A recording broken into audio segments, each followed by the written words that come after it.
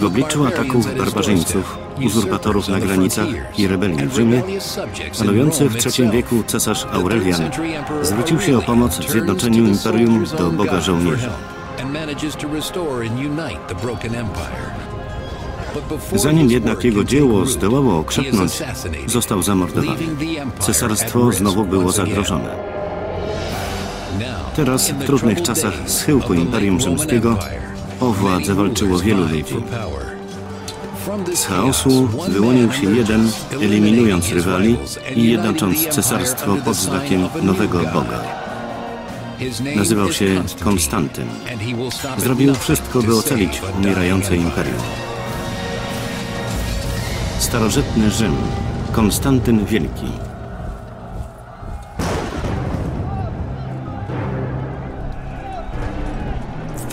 W III wieku Rzym zmagał się z konfliktami wewnętrznymi i barbarzyńskimi najazdami. Pojawił się jednak potężny cesarz, który ocalił imperium. Nazywał się Dioklecjan. Dioklecjan rozwiązał wiele problemów, z którymi zmagało się cesarstwo w III wieku. Przede wszystkim zreformował obronę granic.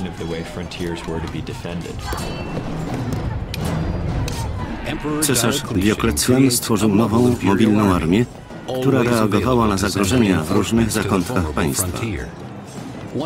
Jednym z jego najzdolniejszych żołnierzy był Konstantyn, wtedy w wieku zaledwie 17 lat.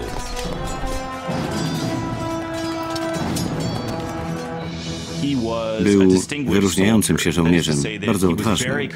Dokonywał niezwykłych czynów.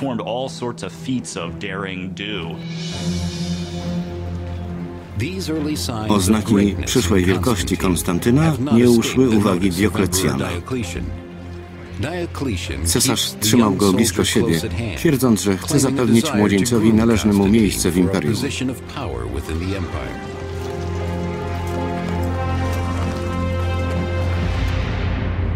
Inna ważna reforma Dioklecjana polegała na podziale władzy w cesarstwie między 4 współcesarzy.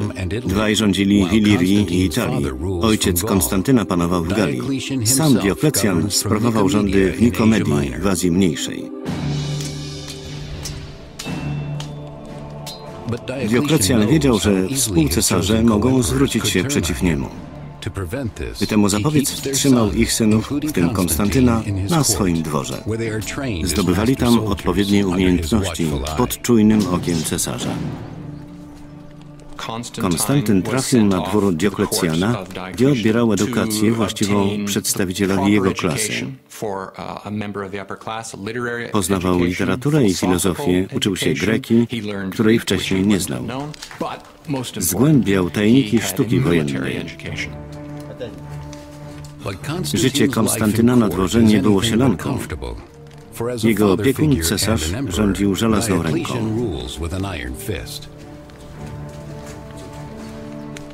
Dioklecjan wydał serię niezwykle moralizatorskich edyktów.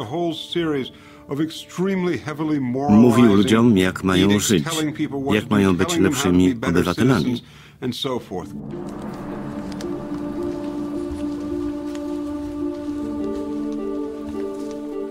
Dioklecjan nalegał, by wszyscy na dworze, łącznie z Konstantynem, regularnie składali ofiary bogom.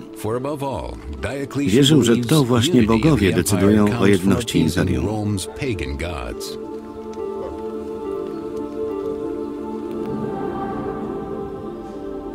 Zagrożeniem dla planów Dioklecjana była inna religia. Jej wciąż rosnąca rzesza wyznawców czciła syna nowego Boga, Jezusa Chrystusa. Kościół nie tylko rozrastał się liczebnie, ale i zyskiwał bogactwa. Zarządzał wieloma nieruchomościami. W pewnym sensie stał się kwitnącą instytucją w ramach Cesarstwa Rzymskiego. Instytucją, która zdaniem Dioklecjana była zagrożeniem dla Rzymu.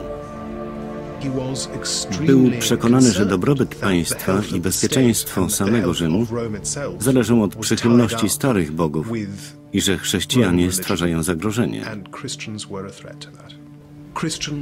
Chrześcijaństwo tolerowano przez ponad 40 lat.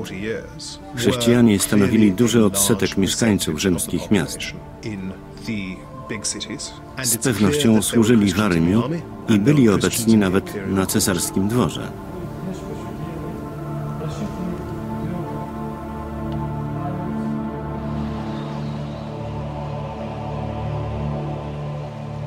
Dioklecjan zaczął od armii.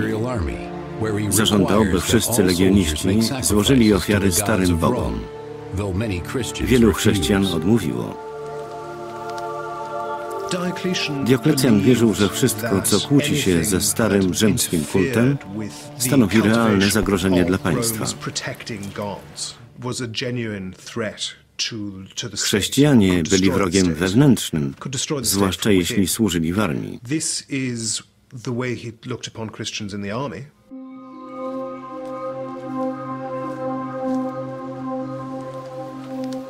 Karą za niewykonanie cesarskiego rozkazu była śmierć. Konstantyn, żołnierz cesarskiej armii, musiał przyglądać się brutalnym egzekucjom. Strach i waśnie wywołane edyktami Dioklecjana napełniały go niepokojem. Wkrótce konflikty wyszły poza szeregi armii. W roku 303 Dioklecjan wydał edykt nakazujący prześladowanie wszystkich chrześcijan. Edykt dał początek okrutnej wszechwładzy rzymskiej administracji. Rzymscy urzędnicy, kiedy tylko napotykali jakikolwiek opór, aresztowali chrześcijan i poddawali ich torturom. Chcieli ich zmusić, by publicznie i oficjalnie wyrzekli się swojej wiary. Edykt Dioklecjana zapoczątkował okres, który chrześcijanie zwą erą męczenników. Każdy chrześcijanin, który publicznie praktykował swą religię, był karany śmiercią. Pod wieloma względami prześladowania za Dioklecjana znacznie przerastały wcześniejsze. Rzymianie byli naprawdę bliscy unicestwienia Kościoła. To właśnie dlatego wielu męczenników wyniesionych na ołtarze przez Kościół katolicki umarło za panowania Dioklecjana.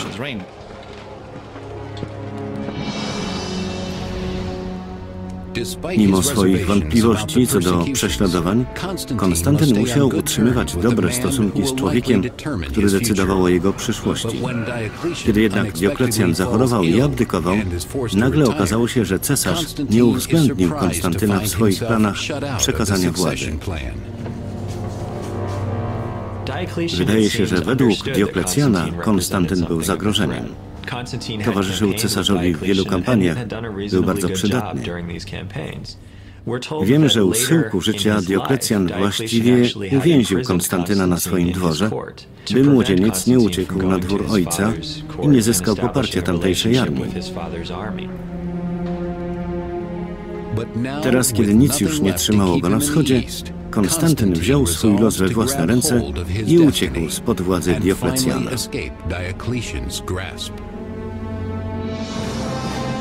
Z Nikomedii pojechał do Bulonii w Galii, skąd jego ojciec panował nad Hiszpanią, Galią i Brytanią.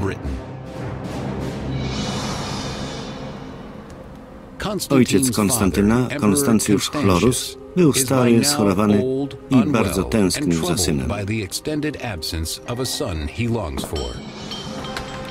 W roku 305 Konstantyn w końcu dołączył do ojca, człowieka o wiele mu bliższego niż Dioklecjan.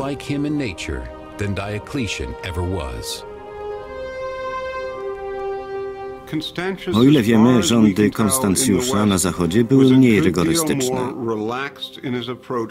Bez wątpienia ignorował wiele rozkazów, które wydawał mu Dioklecjan.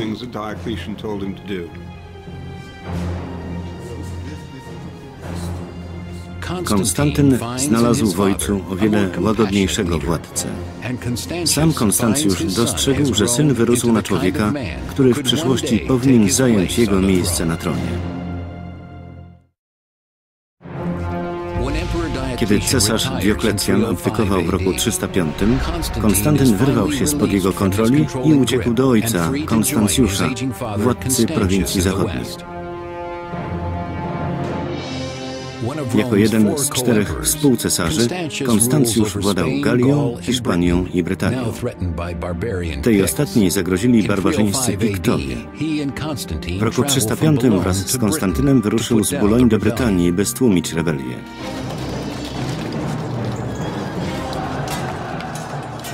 Piktowie byli plemieniem z terenów współczesnej Szkocji. Od dawna atakowali rzymską Brytanię. W bitwie ci krwiożerczy barbarzyńcy byli poważnym przeciwnikiem dla Konstantyna i jego ojca. W IV wieku barbarzyńscy sąsiedzi Rzymu byli o wiele lepiej zorganizowani niż wcześniej. Rzymskie ekspedycje karne natrafiały na coraz większe trudności. Co gorsza, cesarz Konstancjusz podupadł na zdrowiu. Cesarz był stary i chory, a mimo to wyruszył na kampanię przeciw Piktom. To wskazuje, jak poważnym byli zagrożeniem.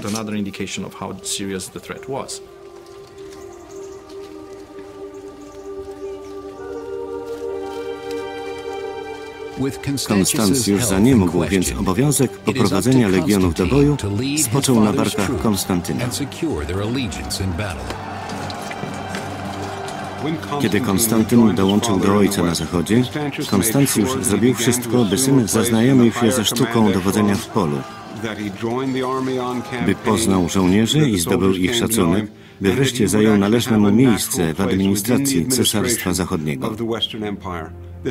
Na to właśnie liczył Konstancjusz.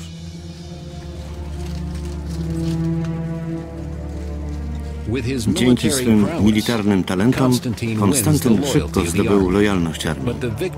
Zwycięstwo nie mogło jednak ocalić życia jego ojca. Konstantyn stracił ojca, którego dopiero poznawał.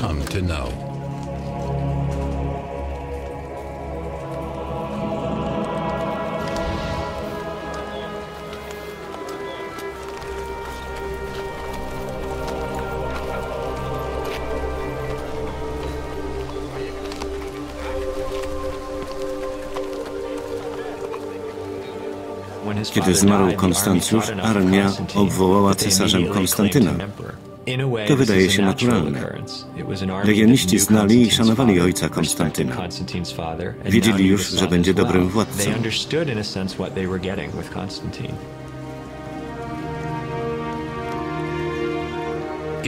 W imperium, gdzie śmierć cesarza zbyt często prowadziła do krwawych walk o władzę, sukcesja Konstantyna dokonała się zadziwiająco łagodnie.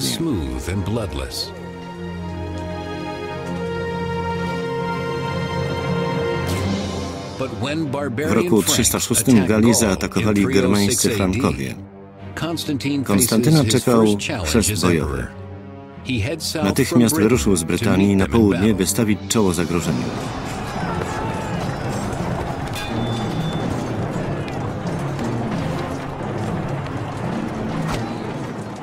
Frankowie wiedzieli, że śmierć Konstancjusza daje im szansę na zwycięstwo. Konstantyn zademonstrował jednak wielki talent militarny i rozbił najeźdźców. Jako nowy cesarz Konstantyn nie tracił czasu, by udowodnić swą wartość. Od cesarza oczekiwano, że osobiście będzie dowodził armią, a nawet, że będzie walczył w pierwszej linii. Konstantyn był doskonałym żołnierzem. Często sam prowadził szarże kawalerii. Był świetnym taktykiem. Był też mądry. Wiedział, że konsolidacja władzy wymaga zdobycia zaufania poddanych. Schwytani frankijscy władcy byli doskonałym narzędziem.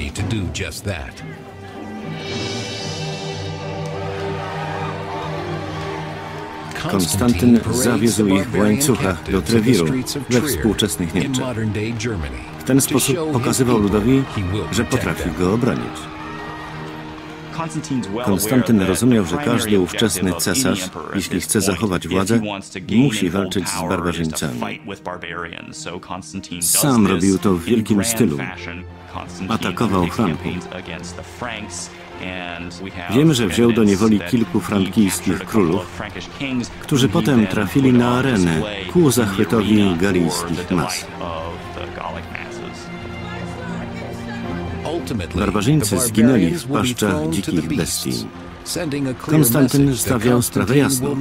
Bezpieczny nie jest nikt, kto zagraża Rzymowi. W roku 306 pojawiło się zagrożenie wewnętrzne. Uzurpator Maksencjusz przejął władzę w Rzymie, ogłaszając się cesarzem i przejmując kontrolę nad większością Italii oraz Afryką Północną. Maksencjusz zdobył poparcie, obiecując obniżenie podatków oraz darmowe zboże dla mieszkańców Rzymu. Podobnie jak Konstantyn był synem dawnego współcesarza. Legiony w Brytanii obwołały Konstantyna cesarzem w lipcu roku 306. Maksencjusz był wtedy w Rzymie. Pomyślał, że też chce być cesarzem i niezwłocznie się nim ogłosił.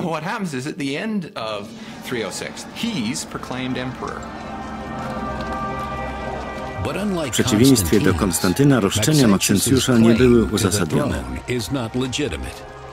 Maksencjusz pokonał, uwięził i w końcu zabił prawowitego współcesarza z Italii. Wkrótce Rzymianie zrozumieli, że składał puste obietnice.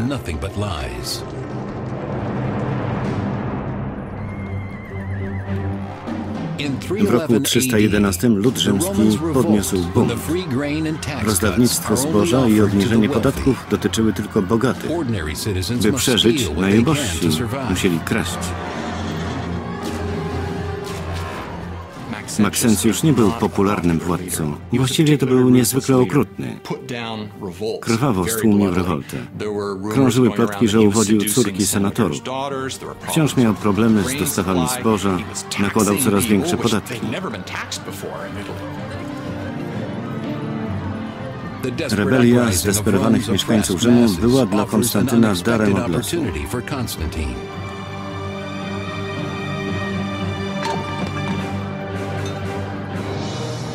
Konstantyn mógł uratować Rzymian i przy okazji powiększyć swój stan posiadania. Wyruszył z Galii do Mediolanu, gdzie spotkał się z innym współcesarzem Licyniuszem. Celem ugody była konsolidacja władzy.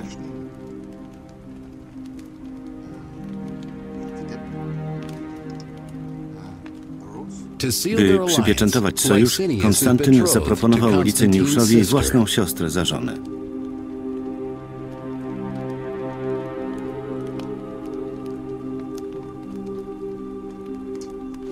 Konstantyn wykorzystywał wszelkie sposoby.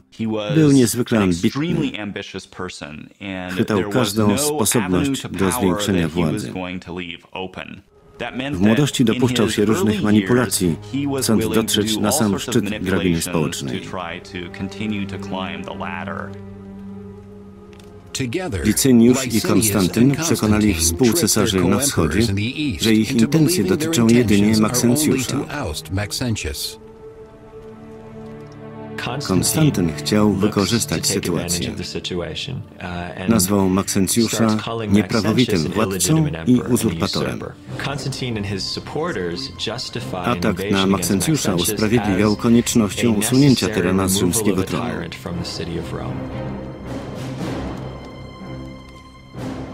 W rzeczywistości po zdobyciu Rzymu Konstantyn i Licyniusz zamierzali podporządkować sobie resztę imperium.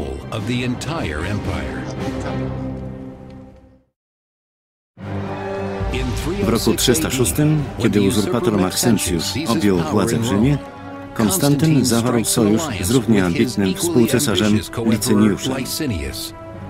Uzgodnili, że po pokonaniu Maksencjusza podzielą imperium między siebie. Kiedy Licyniusz bronił północnych granic cesarstwa przed inwazjami barbarzyńców, Konstantyn obległ Rzym, w którym ukrywał się Maksencjusz.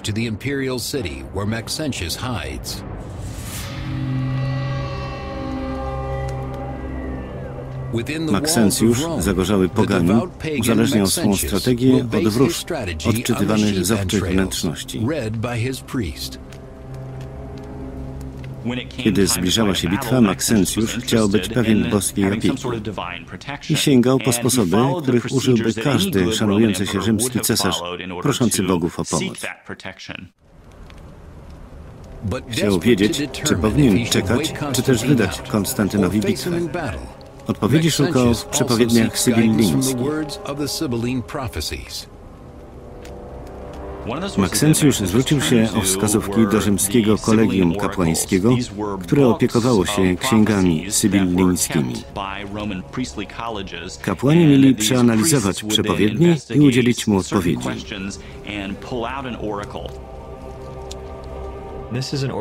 Według przepowiedni tego dnia miał zginąć wróg Rzymu. Maksencjusz zmienił zdanie i postanowił wydać Konstantynowi bitwę poza murami miasta. Maksencjusz był pewien, że to Konstantyn jest wrogiem Rzymu. Dlatego zaczął przygotowywać swą armię do bitwy.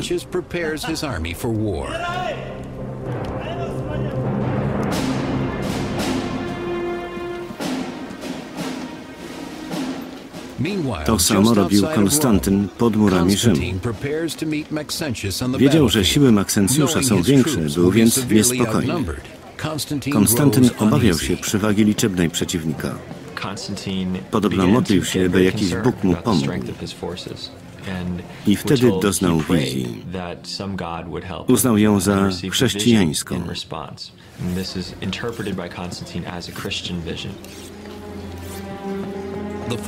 Historyk z IV wieku Eusebiusz z Cezarei opisał to wydarzenie, opierając się podobno na słowach samego Konstantyna.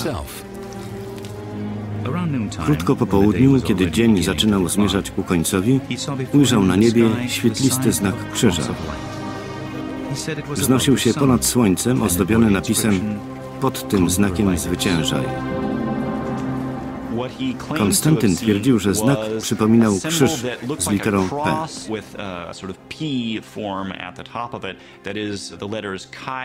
To litery Chi oraz Ro, od którego zaczyna się imię Chrystusa po grecku. Pewne źródła twierdzą też, że usłyszał głos, który obiecywał, że pod tym znakiem zwycięży.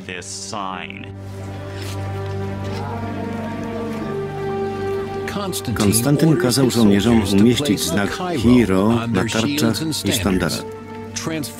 Chrześcijański symbol, do tej pory obiekt prześladowań, stał się powodem do dumy.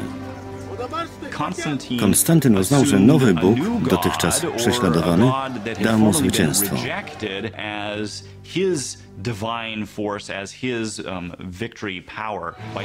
Przyjmując chrześcijańskiego Boga, pogardzanego przez wcześniejszych cesarzy, dokonał naprawdę rewolucyjnej zmiany. Przez nawrócenie Konstantyn zamienił nadchodzącą bitwę z Maksencjuszem w sprawdzian potęgi dwóch religii. Konstantyn starł się z Maksencjuszem przy moście mulwijskim nad Tybrem, który stanowił ostatnią przeszkodę na drodze do Rzymu.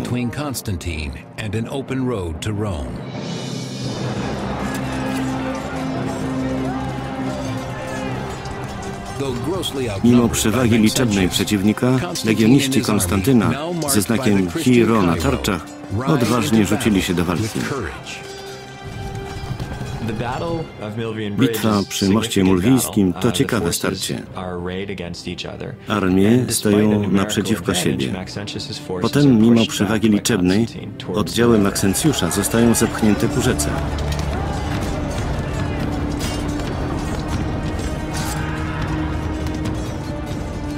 Los Maksencjusza został przesądzony nad brzegami Tybru.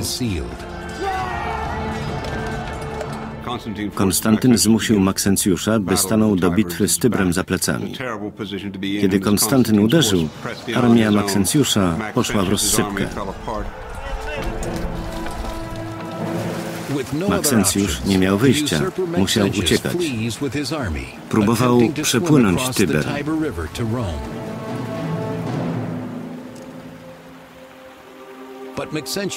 Jego zbroja okazała się zbyt ciężka. Utonął. Kilka dni później jego zwłoki wyłowiono z rzeki. Był to ostateczny dowód na koniec jego rządów. Dzięki zwycięstwu w bitwie przy moście mulwijskim Konstantyn wyeliminował Maksencjusza. Co więcej, przejął władzę nad połową imperium, w tym nad zamożną Italią. Los Maksencjusza był symbolem potęgi Konstantyna oraz ostrzeżeniem dla wszystkich, którzy ośmieliliby się mu przeciwstawić. Konstantyn kazał nawet wydobyć jego zwłoki i obciąć im głowę. Pokazywano ją na ulicach Rzymu, a następnie wysłano do Afryki, by udowodnić, że dawny władca nie żyje i że teraz rządzi Konstantyn. Zwycięstwo nad Maksencjuszem było dla Konstantyna dowodem, że chrześcijański Bóg jest potężniejszy od pogańskich bóstw przeciwnika.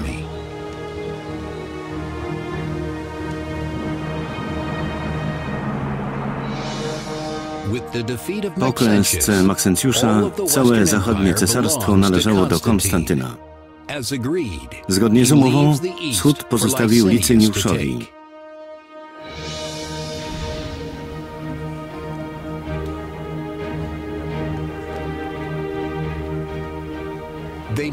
Spotkali się w Mediolanie, gdzie potwierdzili sojusz małżeństwem Licyniusza z siostrą Konstantyna. Konstantyn chciał związać ze sobą Licyniusza. Dlatego oddał mu za żonę jedną ze swoich przyrodnich sióstr, Konstancję. To był powszechny sposób pieczętowania sojuszu. Małżeństwo oznaczało, że od tej pory Konstantyn i Licyniusz zgadzają się w kwestiach politycznych.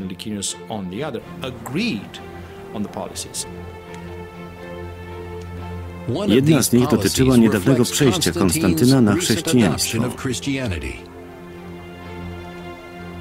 Obaj współcesarze uzgodnili podział władzy.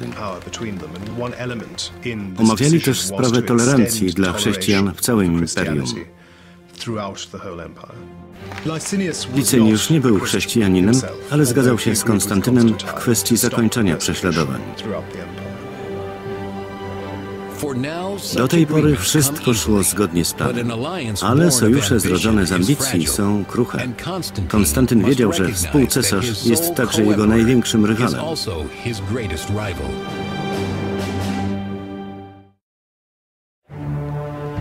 Po zawarciu sojuszu z Licyniuszem, Konstantyn pokonał Maksencjusza przy moście mulwijskim w Italii. Pewien, że zawdzięcza sukces chrześcijańskiemu Bogu, zapragnął okazać mu wdzięczność.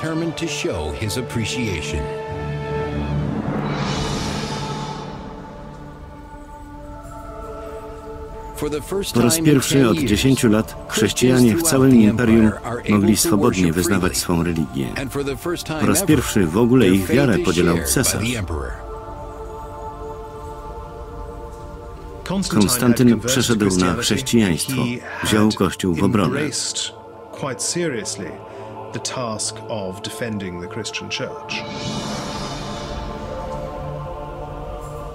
Nową wiarę przyjęła także jego rodzina, w tym syn Kryspus. Konstantyn nie tylko tolerował chrześcijan, lecz zdecydowanie im sprzyjał.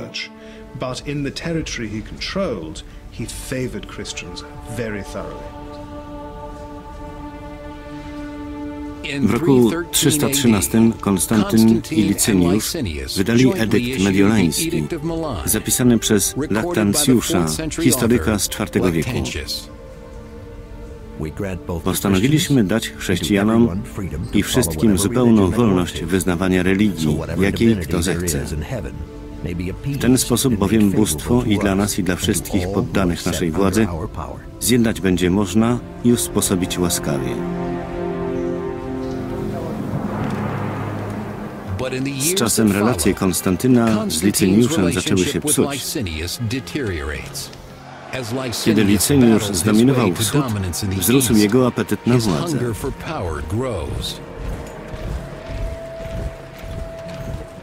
Licyniusz zajmował się swoimi sprawami na wschodzie, ale Konstantyn mu nie ufał. Napięcie było coraz większe. Po 9 latach wspólnych rządów obaj cesarze marzyli o władzy w całym imperium.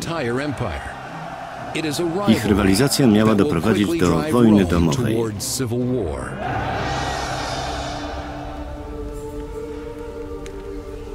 Odczuli to zwłaszcza chrześcijanie na wschodzie. Wspierali swego opiekuna Konstantyna, więc stali się wrogami Licyniusza. Mieli zapłacić straszliwą cenę.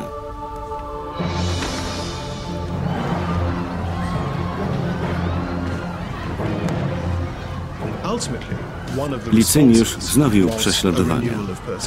Powód był prosty. Konstantyn był obrońcą chrześcijan, więc wyznawców Jezusa pod rządami Licyniusza uważano za swoistą piątą kolumnę, ewentualnych wrogów. Licyniusz postanowił się ich pozbyć.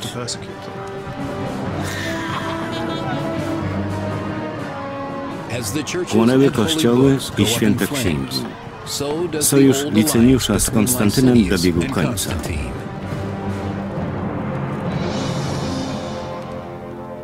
Dla Konstantyna, doświadczonego już władcy w średnim wieku, prześladowania chrześcijan były pretekstem do ataku na Licyniusza. Wysłał swą armię na wschód. Konstantyn był doskonałym dowódcą jazdy. Często osobiście prowadził ją do ataku na skrzydła wroga. Tak samo zrobił w starciu z Licyniuszem. U boku Konstantyna był jego syn Chryspus, który także okazał się świetnym żołnierzem. Razem zepchnęli Licyniusza na wschód. Z Adrianopola ścigali Licyniusza do Bizancjum, a potem do Chrysopolis, gdzie Licyniusz stawił im opór.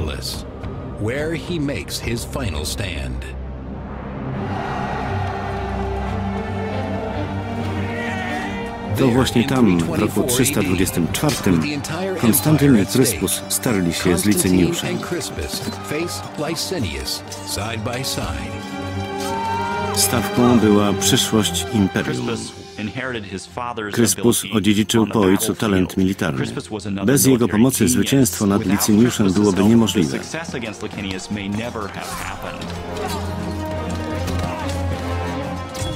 Konstantyn i Chryspus rozbili armię Licyniusza, po raz kolejny walcząc pod sztandarami Chrystusa. Wynik bitwy pod Chrysopolis był oczywisty.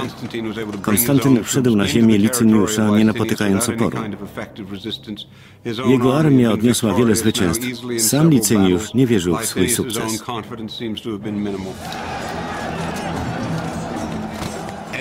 Zwycięstwo w ostatniej bitwie dało Konstantynowi władzę nad całym imperium.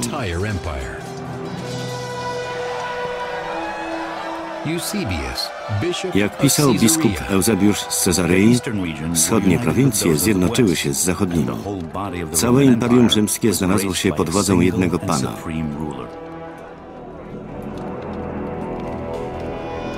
Uwięzionego w Nikomedii Licyniusza czekała surowa kara. Jego jedynym obrońcą była ukochana żona, siostra Konstantyna. Relacje Konstantyna z Licyniuszem to ciekawa sprawa. Formalnie Licyniusz był jego szwagrem. Żona Licyniusza błagała o litość dla męża. Początkowo Konstantyn był miłosierny. Potem Licyniusz trafił na wygnanie i w końcu został zabity. Mimo próśb żony, Licyniusz zginął. Konstantyn nie okazywał litości nawet członkom własnej rodziny.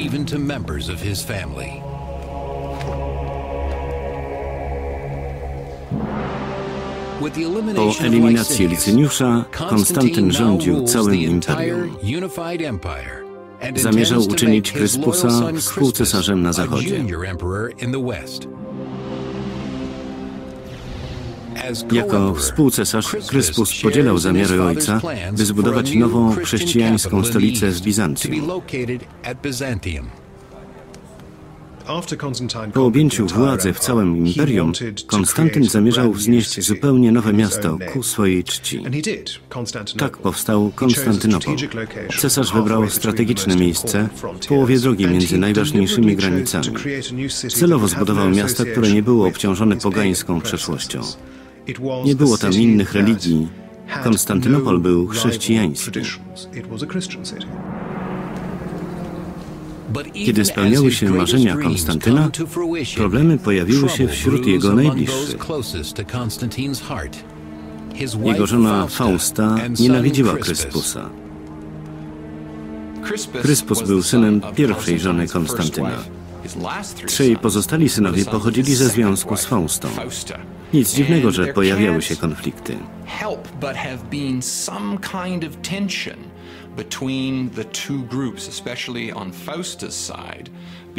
Fausta chciała, by to jej synowie objęli władzę po ojcu.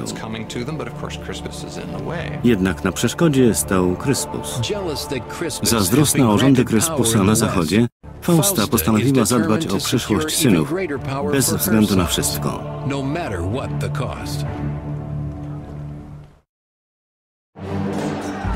Razem z synem Kryspusem Konstantyn pokonał ostatniego rywala, Licyniusza. W końcu zjednoczył imperium w jednej chrześcijańskiej wierze. Wkrótce jednak wybuchły spory między różnymi odłamami chrześcijan.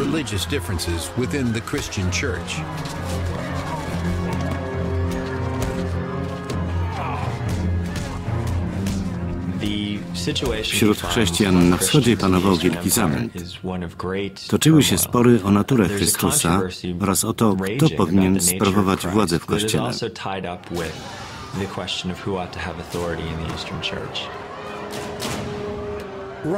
Zwaśnieni biskupi wysyłali przeciw rywalom swoich wiernych. Skala przemocy przypominała prześladowania sprzed 20 lat.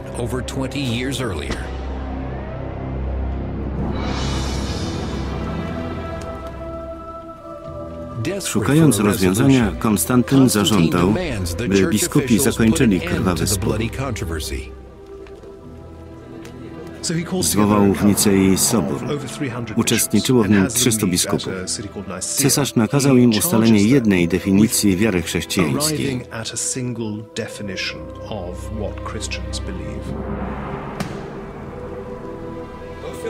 Tak powstało credo nicejskie, wyznanie wiary, które przetrwało 1600 lat i wciąż jest recytowane w kościołach na całym świecie. Wierzę w jednego Boga, Ojca Wszechmogącego, Stworzyciela rzeczy widzialnych i niewidzialnych, i w jednego Pana Jezusa Chrystusa, Syna Bożego jednorodzonego, który z Ojca jest zrodzony. Nie wszyscy zgadzali się z tą definicją chrystianizmu. Zwiastowało to wielkie problemy w przyszłości.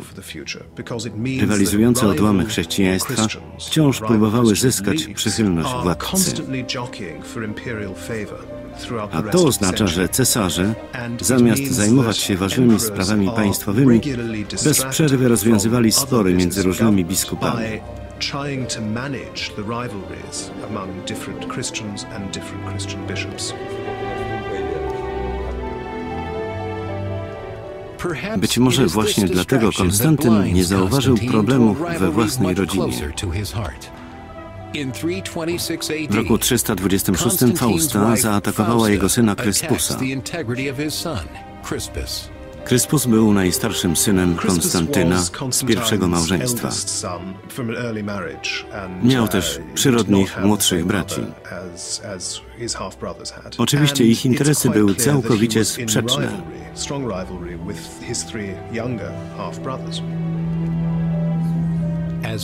Fausta zawiązała spisek. Oskarżyła Kryspusa, że próbował ją zgwałcić. Kryspus nie miał szczęścia. Fausta chciała się go pozbyć, by zapewnić władzę swoim synom.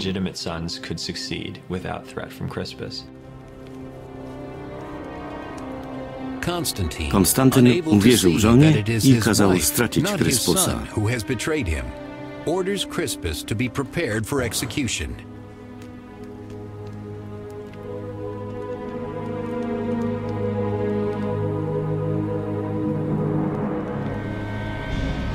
Kryspusa uwięziono w Puli, na terenie współczesnej Chorwacji. Cesarski syn nie przyznawał się do winy. Na szczęście miał obrońcę na dworze Konstantyna.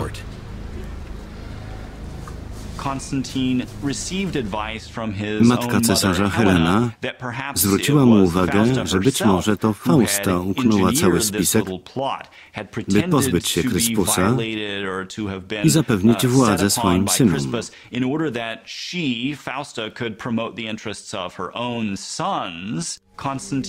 Konstantyn doszedł do wniosku, że działał zbyt pochopnie. Za swoją zdradę Fausta zapłaciła głową. Dla Kryspusa było jednak za późno. Więzienna straż otrzymała już rozkazy, by pozbawić go życia. Nie wiemy, co się stało. Złożenie Kryspusa na ołtarzu historii było wielką stratą dla Imperium Rzymskiego. Konstantynowi pozostały jedynie wyrzuty sumienia. Być może szukając odkupienia, przez ostatnie lata życia cesarz budował liczne kościoły w Jerozolimie, Betlejem, Konstantynopolu i Rzymie. Jeden z najwspanialszych powstał nad rzekomym grobem świętego Piotra w Rzymie. Chrześcijanie pielgrzymują tam po dziś dzień. Konstantyn najbardziej zasłynął ze swoich kościołów.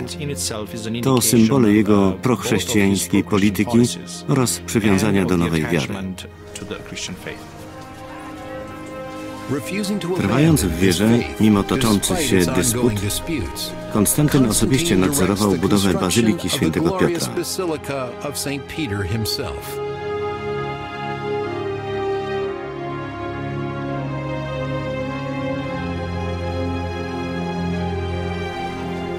To była istna architektoniczna eksplozja na skalę niespotykaną dotąd w Rzymie.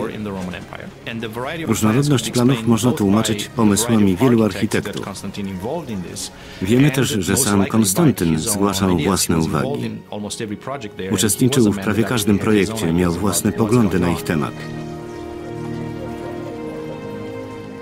Konstantyn miał nadzieję, że religijność pod koniec życia zmyje jego wcześniejsze grzechy.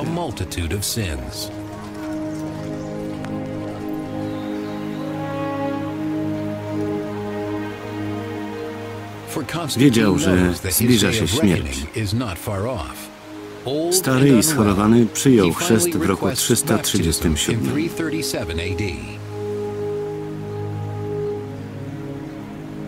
Odkładanie chrztu w przypadku Konstantyna miało sens. Polityka jest brudna. Cesarz musi czasami posuwać się do niegodnych czynów, by zachować władzę. Dlatego odłożenie chrztu na starość było zrozumiałe. Konstantyn liczył, że tuż przed śmiercią zmyje z siebie wszystkie grzechy, których dopuścił się w życiu. Dręczony wyrzutami sumienia, cesarz chciał jedynie umrzeć z czystą duszą.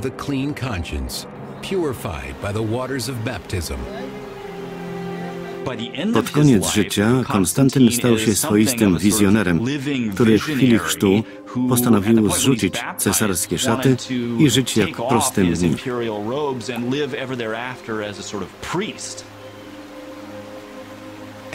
U schyłku życia Konstantyn znalazł w wierze spokój, o którym marzył od dawna. Wiem, że jestem prawdziwie błogosławiony, że objawiono mi wartość życia wiecznego, że spłynęło na mnie boskie światło. Konstantyn zmarł w maju 337 roku, po ponad 30 latach rządu.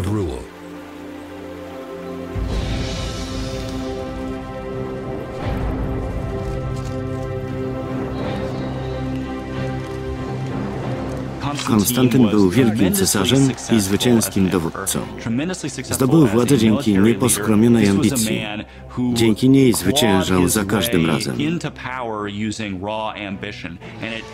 Przez całe życie Konstantyn próbował odtworzyć dawną chwałę imperium. W końcu zjednoczył je pod sztandarami jednej wiary. Teraz jednak już nic, nawet ta wiara, nie mogło uratować cesarstwa. Wersja polska, Studio Publishing, na zlecenie Amercom S.A. Tekst Marcin Skrobosz, czytał Janusz Kozioł.